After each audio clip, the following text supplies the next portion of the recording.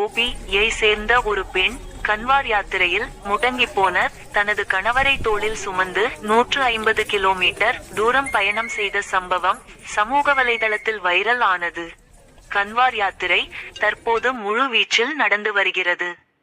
சிவபெருமானுக்கு பக்தி செலுத்தும் புனித சவான் மாதத்தில் மேற்கொள்ளப்படும் இந்த புனித யாத்திரையின் போது ஆயிரக்கணக்கான கன்வாரியர்கள் புனித கங்கை நீரை எடுத்து மகாதேவருக்கு வழங்க நீண்ட தூரம் பயணம் செய்கிறார்கள்.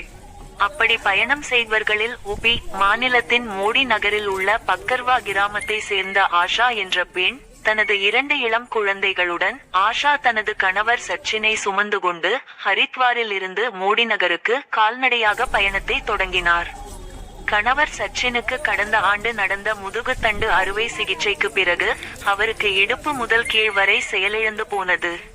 இந்நிலையில் தனது கணவர் சச்சின் ஒரு நாள் மீண்டும் தன் காலில் நிற்க முடியும் என்ற நம்பிக்கையுடன் முடங்கிப் போயிருந்த கணவரை முதுகில் சுமந்து 150 கிலோமீட்டர் தூரம் பயணம் செய்தார்.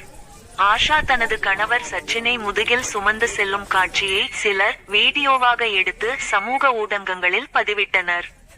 இந்த வீடியோ தற்போது சமூக வலைதளங்களில் வைரலாகி பலரின் கவனத்தை ஈர்த்தது. அந்த கணவர் அதிர்ஷ்டசாலி என்று பாராட்டிய நெட்டிசன்கள் அந்த பெண்ணின் அசைக்க முடியாத அர்ப்பணிப்பு மற்றும் பக்தியை பாராட்டி வருகின்றனர்.